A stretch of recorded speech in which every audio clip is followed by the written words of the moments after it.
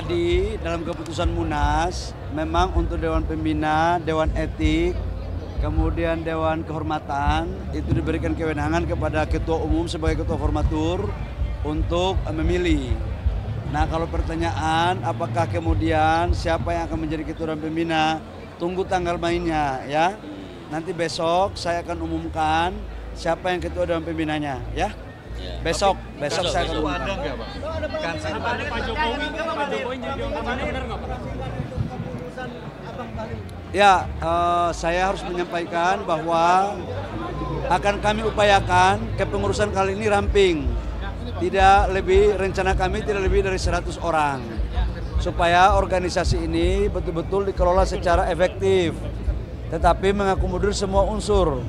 Kader-kader partai politik, Golkar yang baik dari organisasi didirikan maupun yang mendirikan, termasuk organisasi sayap. Ya. Bang, tadi Pak Bahlil sempat menyebut bahwasannya ada Raja Jawa Pak Bahlil. Ini siapa yang dimaksud Pak Bahlil? Candaan politik. Tapi apakah tidak, soalnya Pak Bahlil kan menyebut Raja Jawa ini sikap itu Pak Bahlil. Ya, saya Pasar Muji juga bisa Raja Jawa kok. Iya, iya. Pasar Muji ini kebetulan kan, saya putra Majapahit. Ya, Raja juga. Udah ya, gitu ya. Bang, kalau yang daerah bagaimana Pak? Tapi abang itu kan ada keberpihakan ke daerah kan? Oh pasti dong.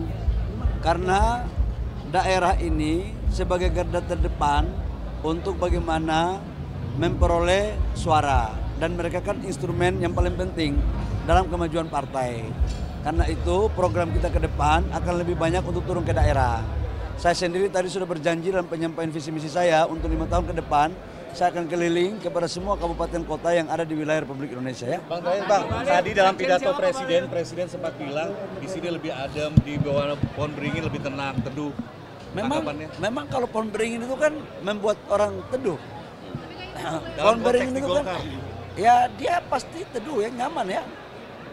Dan tadi kan Pak Presiden udah bilang di sini di tempat ini nyaman dan teduh. Kan Presiden juga bilang ini terbuka semacam perusahaan TBK. Oh, iya. Apakah itu artinya kode ingin masuk? Ya nggak bisa kita artikan begitu. Tapi setiap orang rakyat Republik Indonesia yang ingin menjadi kader Partai Golkar itu punya hak Dan bisa diterima. Dan bisa diterima. Tinggal dicek administrasinya ya. Pak Bahlil, tahun 2023 Pak JK pernah menyinggung bahwa untuk menjadi ketum Golkar itu harus menyiapkan duit minimal 600 miliar. Pak Bahlil apakah menyiapkan uang segitu untuk menjadi? Tanya Pak JK saja ya, tanya Pak JK. Enggak begitulah, enggak. Ya? Nanti saya umumkan besok ya. Besok jam berapa Bang? Besok saya akan umumkan di Sleepy ya. Jam berapa Bang? Paling lambat sekitar jam 12 ya. Bang, Pak Bahlil kaitannya dengan ini Pak Prabowo sih perasaan apakah juga senyaman Pak Jokowi? Saya dalam keyakinan saya Pak Prabowo pun akan merasa nyaman karena apa? Dulunya Pak Prabowo kan dari kader Partai Golkar, lama di Golkar. Foto-fotonya kan tadi dalam acara kan ada. Dan saya pikir tidak hanya Pak Jokowi sama Pak Prabowo. Mungkin teman-teman partai politik juga akan nyaman kok dengan Golkar. Karena Golkar kan selalu membangun kebiasaan diskusi ya. Membuka diri dalam berargumentasi.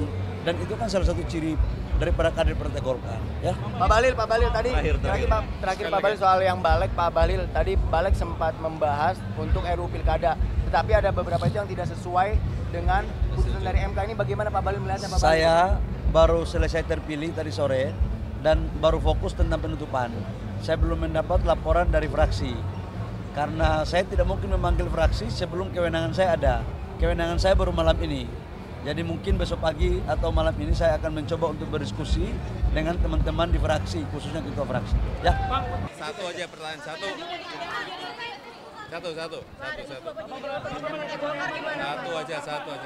Pak, tumben menggunakan baju kuning, biasanya Bapak menggunakan batik atau apa yang bercorak warna partai tertentu. Tapi kalau kali ini Bapak memakai baju kayak kader, Pak. Gimana Pak? Pak jadi Dewan Pembina Partai Golkar Pak seperti yang diisukan Pak. Ini saya hadir dan sekali lagi ingin menghargai yang punya hajatan besar Partai Golkar. Kan nggak ada masalah. Tapi ada isu Bapak jadi Dewan Pembina Partai Golkar? Ada isu Bapak jadi Dewan Pembina Tanyakan Partai Golkar? pada Ketua Umum Partai Golkar. Jangan tanyakan ke saya.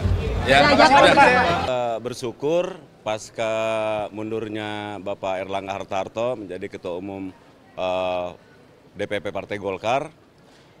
Akhirnya para pengurus DPP Partai Golkar perlu kita apresiasi, bekerja keras dengan cepat, melakukan rapat pleno, menyiapkan agenda kegiatan Rapimnas, dilanjutkan dengan Munas. Dan ini sejarah DPP Partai Golkar yang tercepat untuk menyelesaikan terkait dengan kepentingan Munas. Yang alhamdulillah pada kesempatan sekarang kita sudah mendapatkan ketua umum baru, yaitu Pak Bahlil. Dan Pak Bahlil bukan orang baru di DPP di Partai Golkar, karena berangkat juga kader yang dari tingkat bawah, dari tingkat kabupaten. Tentu beliau sangat memahami terkait dengan kepentingan-kepentingan Golkar ke depan, apalagi pasca bersamaan dengan waktu yang sangat mepet terkait dengan rekomendasi calon kepala daerah, gubernur, bupati, dan wali kota.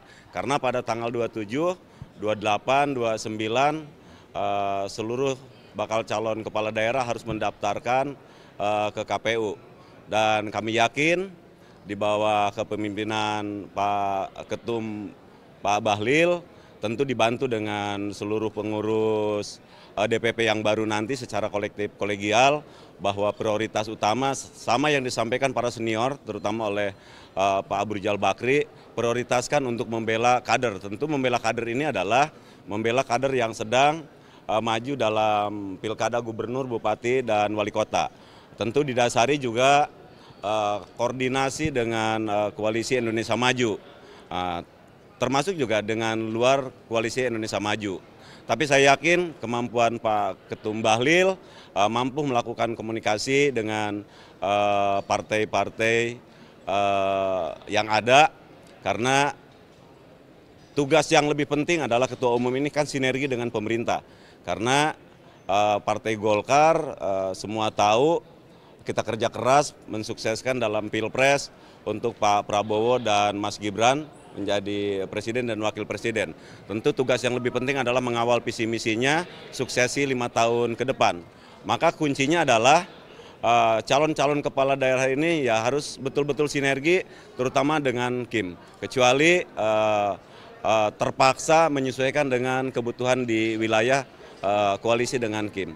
Jadi harapan kami ya tentu dari akar rumput, Golkar yang sudah baik dipimpin oleh Pak Erlangga, tentu dipimpin oleh Pak Bahlil, ke depan akan lebih baik lagi mengawal pemerintahan Prabowo Gibran dan nanti suksesi untuk 2029. Terima kasih. Bang, menggarisbawahi kalimat mampu yang Anda sebut tadi, bagaimana kemudian Anda meyakini di bawah kepemimpinan Bahlil Lahadalia ini keputusan-keputusan yang ada dari ketum yang baru ini juga mampu membawa Golkar lebih baik. Karena kemarin kalau kita lihat sebelum Bang Bahlil memimpin kan sempat ada terjadi semacam bergening untuk menempatkan calon kepala daerah yang pengennya tadi Jakarta, akhirnya yang tadinya pengen di Bandung akhirnya diminta ke Jakarta saja.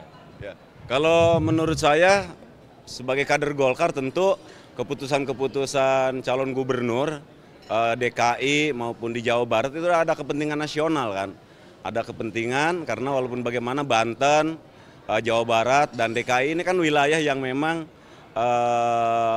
bisa dikatakan terdekat dengan istana. Sementara istana sekarang sebelum pindah ke IKN ya, pindah ke IKN kan ibu kota Jakarta. Jadi kepentingan gubernur Banten, DKI, dan Jawa Barat tidak bisa terlepas juga dengan Jawa Tengah dan Jawa Timur. Ini menjadi salah satu kunci tentu yang harus betul-betul sinergi dengan Bapak Presiden dan Wakil Presiden untuk membawa kepentingan bangsa dan negara. Seperti itu.